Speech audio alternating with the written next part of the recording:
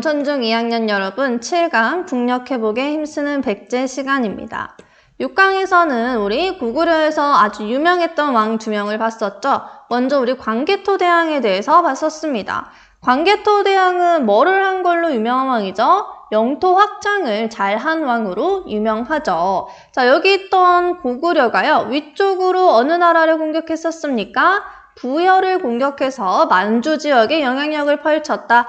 자, 밑으로는 어느 나라를 도와주기도 했었습니까? 밑으로는 내려가서 신라를 도와주기도 했었어요. 신라의 왜군들, 일본 놈들이 쳐들어왔을 때 광개토대왕이 군사를 보내서 신라에 침입한 왜놈들을 몰아내줬었다. 자, 그 김에 좀 더 남쪽으로 내려가서 여기 있는 금강가야까지 공격을 했었다라는 것도 봤었어요. 신라를 도와주고 금강가야를 공격했다. 이렇게 영향력을 펼쳤던 광개토대왕 때는 고구려만의 연호도 따로 사용을 했죠. 광개토대왕 때의 연호는 영락이었습니다. 이런 광개토대왕의 업적은 광개토대왕릉비라는 거대한 비석에 새겨져 있다라는 거 봤었어요.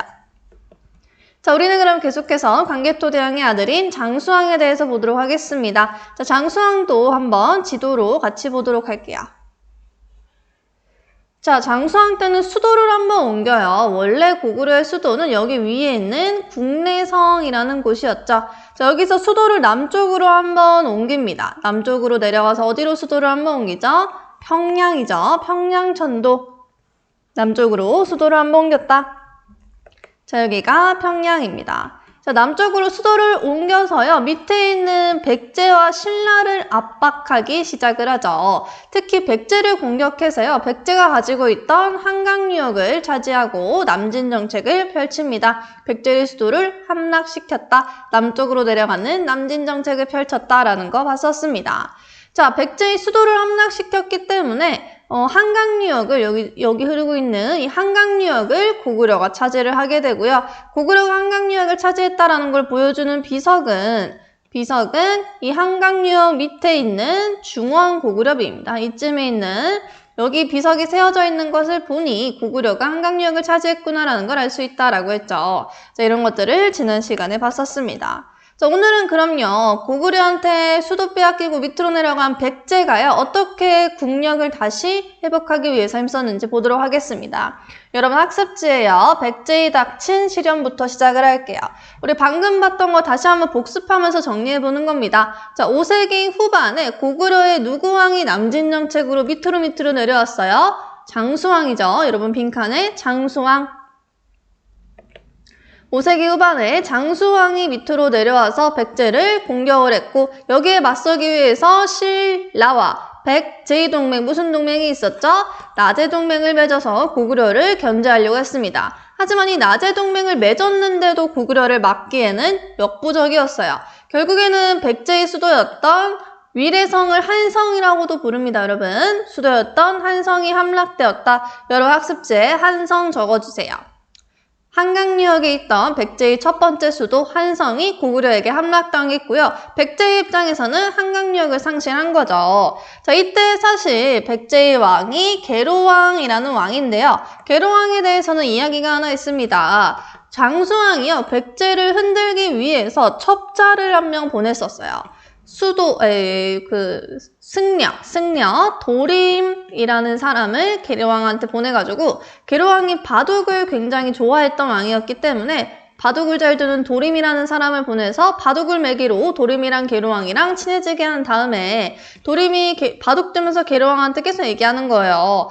백제 좀 성곽도 뜯어 고치고 이것도 뜯어 고치고 뭐 저것도 해야 되고 자 이렇게 자꾸 옆에서 이야기를 하니까 계로왕이 멀쩡한 성벽도 뜯어 고치고 백성들 징발해가지고 이것저것 수리도 하고 하다 보니까 백제의 돈도 부족하고 백성들도 힘들어지게 되는 상황이 됐습니다.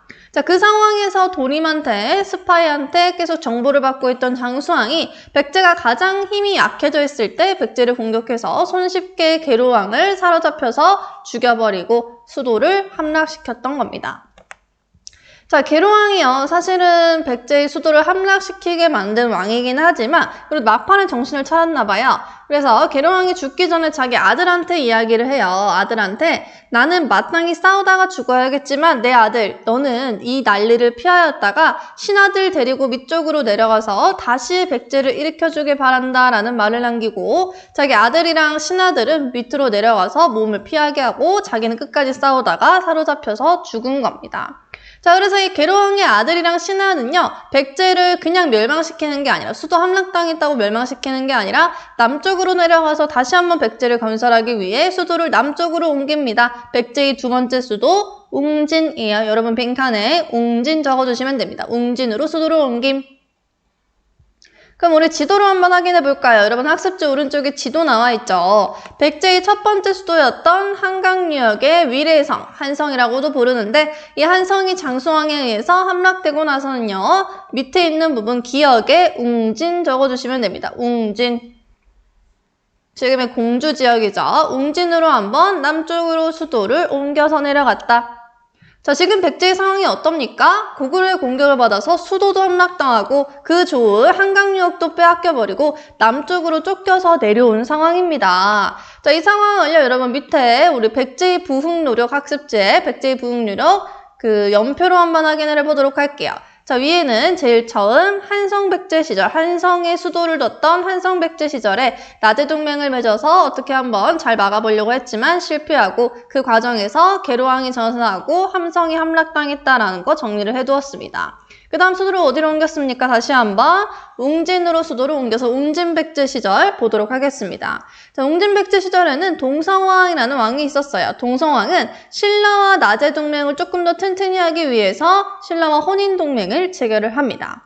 자, 그리고 웅진백제 시절에 또 한 명 유명한 왕은 무령왕이에요. 여러분들 빈칸에 무령왕 써주시면 됩니다. 무령왕. 자, 이 무령왕도 힘이 약해졌던 백제를 다시 한번 키우기 위해서 노력했던 왕인데요. 이 무령왕은 뭘로도 유명하냐면 무령왕릉으로도 유명합니다. 무령왕릉. 자, 릉이라는 건 무덤이죠. 무령왕의 무덤인데요. 이 무덤이 왜 중요하냐면 원래 고대의 무덤들은 도굴이 많이 됐어요. 도굴이라고 해서 도굴꾼들이 무덤을 파헤쳐가지고 그 안에 들어있는 보물들을 캐가서 막 몰래 파는 겁니다. 자, 그래서 온전히 남아있는 무덤이 많지 않은데 이 무령왕릉은 거의 정말 유래를 찾아볼 수 없을 정도로 우리나라에서 가장 온전하게 발굴된 무덤 중에 하나예요. 자, 원래 다른 무덤들을 미리 발견을 해놓고 그 다른 무덤들이 막 장마철에 물에 너무 휩쓸려 갈까봐 물길 터주는 공사하다가 우연히 무령왕릉 입구를 발견을 했었습니다. 자, 발견 당시 무령왕릉 입구 사진인데요. 이렇게 벽돌로 촘촘히 막혀 있었어요. 자, 이 벽돌을 드러내고 들어가 보면요.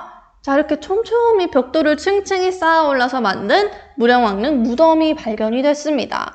자, 고고학자들은 당시 엄청 깜짝 놀랐어요. 자, 그래서 이 무령왕릉 안으로 직접 들어가 봤더니 자, 이런 식으로 구조가 되어 있었습니다. 문을 열고 들어가면 제일 먼저 마주하는 게 이거예요.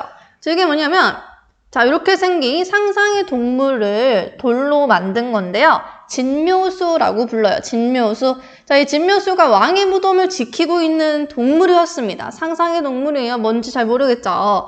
지금은 그냥 돌이지만 이 자세히 보면 입술이랑 이런 데 색깔을 칠했던 흔적도 남아있다고 합니다. 그래서 사람들은 이 진묘수가 무령왕릉의 무덤을 도굴되지 않고 온전히 보존될 수 있게 끝까지 지켜주었다라고 해서 보호의 상징으로 생각하기도 합니다. 선생님 대학 다닐 때는 그 사학과 교수님 중에 한 명은 이 진묘수 모양의 목걸이를 메고 다니기도 했어요. 자, 어쨌든 이 무령왕릉 무덤 안에서 다양한 것들이 발견이 되는데 이렇게 두 개를 합치면 연꽃무늬가 되는 벽돌들 아니면 지석도 있습니다. 여기에 돌에다가 글자를 새겨놓은 건데 이 돌에 무령왕릉과 무령왕비가 언제 태어나서 언제 죽었고 언제 이 무덤을 만들었다 이런 내용들을 자세하게 적어놨어요. 자, 그래서 사실 이 무령왕릉 무덤은요.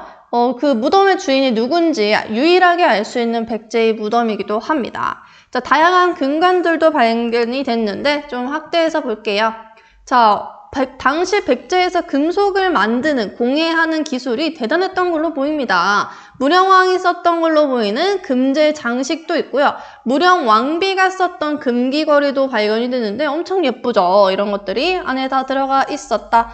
자, 자, 여기 있는 신발도 발견이 되고 뭐 중국의 동전도 발견이 되고 토기도 발견이 되고 여러 진귀한 것들이 발견이 됐습니다. 자, 그래서 무령왕은 웅진백제 시절에 백제를 한 번 더 부흥시키기 위해서 노력했던 왕이자 무령왕릉이 잘 보존된 채로 남아있는 왕이다 라는 것까지 보시면 되겠습니다.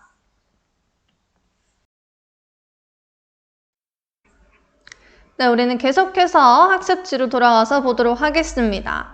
자, 우리 그 다음 볼 왕은 성왕이에요. 여러분들 일단 빈칸에 성왕이라고 적어주세요. 성왕. 자, 백제에서 유명한 왕 중에 한 명인데요. 본격적으로 백제의 중흥, 다시 한번 국력을 회복해서 일으키는 중흥을 꾀한 왕입니다. 수도를 한 번 더 옮기는데요. 웅진은 한강을 뺏기면서 너무 급하게 옮긴 땅이기 때문에 비좁았어요. 그래서 조금 더 넓은 평야를 가지고 주변에 강이 있는 사비라는 곳으로 옮깁니다. 여러분 빈칸에 사비, 수도를 웅진에서 사비로 옮기고 사비는 지금의 충남의 부여 지역입니다.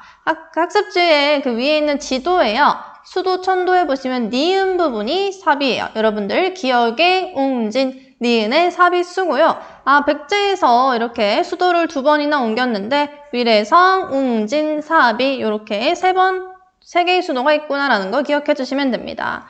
다시 학습지로 돌아오셔서요. 수도를 웅진에서 사비로 옮기고 국호, 나라 이름도 백제에서 잠시지만 남부여로 바꿔요. 여러분들 빈칸에 남부여. 우리 백제를 다시 한번 일으켜보겠다라고 해서 수도도 옮기고 국호도 한번 바꿔봤어요. 자, 이때 성왕시대에는요. 옆에 있는 중국이랑도 활발하게 교류하고 일본이랑도 활발하게 교류하면서 외국과 친하게 지내려고 노력도 했습니다. 자, 그래서 이 시기에요. 조금 진짜 백제가 제대로 정비를 해서 힘을 키운 상태에서 여러 가지 노력들을 하게 돼요. 자, 당시 백제의 성왕과 신라의 진흥왕이라는 왕이 연합해서 고구려에 빼앗겼던 한강유역을 다시 되찾기로 노력을 하게 됩니다. 한강유역이 있는데 이 한강유역을 원래 고구려가 지금 장수왕 때부터 차지하고 있었는데 이거를 다시 되찾아오기 위해서 백제랑 신라가 연합을 해서 고구려를 공격하게 되는 겁니다. 자, 이때 백제랑 신라는요, 고구려를 공격하기 전에 서로 약속을 했어요. 자, 우리가 만약에 이 한강유역을 진짜로 되찾고 나면은 이 한강의 상류 지역은 신라가 가져가고 한강의 하류 지역은 백제가 가져가기로 약속을 한 상태에서 고구려를 공격했습니다. 그리고 성공을 해요. 실제로 이 고구려를 몰아내고 한강유역에서 몰아내고 한강유역을 되찾아오게 됩니다. 자, 그래서 백제는 수도를 빼앗긴 이래로 다시 처음으로 한강유역을 반쪽이지만 되찾게 된 거고요. 신라로서는 처음으로 이 한강유역을 반쪽이나마 가지게 된 겁니다. 자, 근데 진흥왕이 잠깐 보니까 어머, 이 한강유역 너무 좋아. 한강유역을 반만 차지하는 게 아니라 우리 신라가 다 차지해야겠다라고 생각을 하게 되고요. 결국에는 백제랑 했던 약속을 어기고 신라의 진흥왕이 그대로 군사에 끌고 내려가서 한강 하류유역까지 다 차지해버리고 맙니다. 자, 이렇게 되니까 우리의 백제의 성왕은 굉장히 화가 나겠죠. 자, 그래서 자기 아들이랑 신하들 이끌고 신라를 공격하기에 이릅니다. 자, 처음에는 성왕이 당연히 우세를 했었는데 신라가 다시 맹반격을 하는 와중에서 결국 우리의 백제의 성왕은 불쌍하게도 전사, 죽고 맙니다. 자, 그래서 이 한강유역은 온전히 신라의 땅으로 넘어가게 되었다. 자, 이 부분을 학습지로 다시 보시면요. 한강유역 확보 이렇게 나와있죠. 학습지에. 신라의 진흥왕과 백제의 성왕이 연합해서 고구려에 빼앗겼던 어디 유역을 잠시나마 다시 확보했다고요? 한강유역, 그 중에서도 한강 하류 지역을 확보하였으나 신라의 공격으로 신라 진흥왕의 배신으로 한강유역을 다시 상실했다. 우리 불쌍한 백제. 자, 그래서 백제의 성왕이 반격을 했지만 신라를 다시 공격했지만 관산성이라는 곳에서 백제 성왕이 전사하게 됩니다. 그래서 겨우 백제의 힘을 키워가지고 겨우 한번 다시 백제를 일으켜보나 했더니 왕이 전사하면서 백제는 급속하게 국력이 약화되게 됩니다. 학습지에 한강유역 써놓으셨겠죠. 학습지 밑에 보면 읽기 자료가 있습니다. 신라와 백제의 운명을 바꾼 관산성 전투 같이 읽어볼게요. 553년에 신라가 나제 동맹을 깨고 여기서 신라의 왕은 진흥왕이었겠죠. 진흥왕이 나제 동맹을 깨고 백제가 차지한 한강 하류 지역을 기습하여 빼앗았다. 이에 우리의 백제 성왕은 신라에 대한 보복 공격에 나서게 되었다. 자, 백제 성왕이 자신의 아들에게 관산성을 먼저 공격하도록 하고 성왕은 뒤를 따랐다. 처음에는 백제가 우세했으나 김무력이라는 인물, 유명한 김유신의 할아버지입니다. 김무력이 이끄는 신라 군사의 기습을 받아서 성왕이 전사하고 말자 싸움은 신라의 승리로 끝이 났다. 이때 백제는 3만 명에 가까운 군사가 전사하는 엄청난 피해를 입었다. 자, 이 관산성 전투 하나로요, 백제는 완전 미끄러지게 되는 거고 신라는 한강유역을 다 차지하게 되겠습니다. 자, 그래서 학습지에 보시면요. 이 전투의 결과 해서 빈칸 나와 있죠. 거기에 적어주시면 되는 겁니다. 자, 신라는 이 전투의 결과 당연히 한강유역을 확고하게 차지할 수 있게 되었고요. 처음으로 삼국의 주도권을 신라가 가져가게 되는 완전 반전 드라마를 쓰게 됩니다. 자, 백제의 입장에서는 국력과 왕권이 당연하게도 너무나 다시 약화되었다. 자, 이 두 개 각각 빈칸에 써주시면 됩니다. 학습지 빈칸에 써주세요. 자, 그래서 학습지에 나와 있듯이 이 이후에는 신라가 주도권을 장악하고 적극적으로 영토를 확장하는 가운데 이제는 백제랑 고구려가 힘을 합해서 신라에 대항하는 형세로 바뀌었다. 삼국의 형세가 빠르게 바뀌고 있는 거 확인하실 수 있습니다. 자, 여기까지 여러분 8강이었고요. 다음 시간에 계속 보도록 하겠습니다. 수고하셨어요.